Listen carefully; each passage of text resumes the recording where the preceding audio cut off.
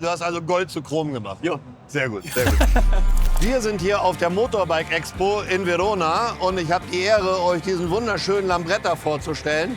Und neben mir steht der Besitzer. Alexander Frischhoff aus Österreich. Ich habe die Lambretta 90/91 gekauft. Das erste Jahr ganz normal gefahren, das zweite Jahr auf Racer umgebaut und dann im dritten Jahr 92 auf Chopper in die Richtung umgebaut.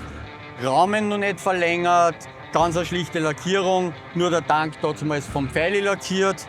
Es war damals auch noch der Motor original, Ja. der Original 200, das ist eine spanische SX 200. Der Motor war noch original vom Zylinder, es war schon der 34er Amal auf dem Originalzylinder mit einem Micron-Auspuff. War aber trotzdem vom Verbrauch her, wo man glaubt, mit einem 430er Vergaser, die hat 3,5 Liter braucht. Okay. Der Micron ist ja auch ein schön ausgeglichener Ja. Auspuff. Die gab es damals in den 90er Jahren. Von 92 auf 93 habe ich gesagt, so, jetzt muss die einfach auch optisch wirklich auf Custom werden. Zerlegt den ganzen Rahmen zum Pfeili geben, eine Komplettlackierung vom Pfeili mit Airbrush am Tank, mit Helm mit Airbrush, über dem Pfeili dann auch etliche Teile verchromt, vergoldet, Rahmen noch normal Standard, also noch nicht verlängert.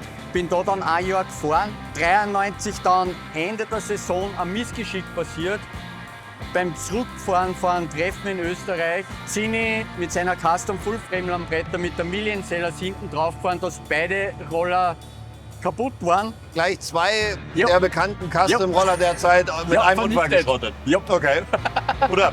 Ja, hab's dann im Winter wieder machen Ah. müssen, hab dann aber Rahmen verlängert, hab damals einen Motorradlenker, hab dann auch auf die Essence umgebaut bis Mitte 95 und hab's dann verkauft.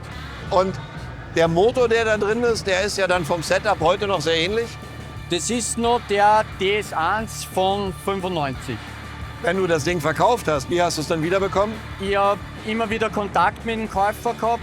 Kurz vor Weihnachten 2022 hat er sich bei mir gemeldet und hat gesagt, ich wäre soweit, ich gebe es her. So habe ich gesagt, ja klar. Ich wollte es eigentlich in dem Original, in der violetten Version lassen, aber der Lack war einfach schon zu schlecht, Ja. dass ich gesagt habe, okay, ich muss nur mal neu machen. Okay. Und dann halt so, wie ich es damals eigentlich wirklich haben wollte. Sprich, den Prisma-Tank, wieder ein SX-Lenker drauf. Deine alten Versionen, die hatten ja noch Motorradtank, den, glaube ich, den mit zwei. Mustang-Tank, ja. Okay. Das war so ein Aftermarket-Tank für Chopper. Ah. Und der hier, ist das auch ein Aftermarket? Ja, das ist auch ein Aftermarket, aber die hat es in Europa eigentlich schwer irgendwo, dass du mal bekommen hast. Ja. Die hat es nur in die Staaten gegeben und war halt mit Aufwand, mit Schicken und Bestellen ein Wahnsinn. Es ist einfach von der Form, passt einfach ideal zum SX-Lenker. Ja. Durch die Ecken am Lenker und am Tank, das passt einfach ideal zusammen. Okay. Die Bremstrommeln sind von Pete Robinson, war von einem anderen Custom-Roller, sind irgendwann verkauft worden, sind bei mir gelandet. Der Motordeckel, den hat der Zinni für einen von seinen Custom-Roller 91 schon graviert. Den hat er dann irgendwann hergegeben, habe ich gesagt, passt, nehme ich, tue ich da drauf. Und du hast ja sogar vergoldete Teile. Ja, Ganz lustige Geschichte hast du mir erzählt. Du hattest noch mehr vergoldete Teile, richtig? 93 mit dem Originalzylinder habe ich einen Enddämpfer vergolden lassen. 94 beim Umbau auf DS1 hat der einfach mehr Temperatur gebraucht und beim Rausfahren auf Achse nach München zur Custom Show hat das ganze Gold vom Enddämpfer runterbrennt. Also, du hast also Gold zu Chrom gemacht. Ja. Sehr gut, sehr gut. Also, Alex, ich finde den Roller sehr schön.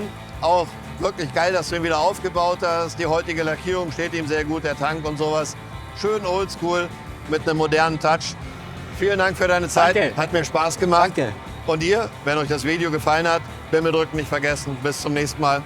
Ciao.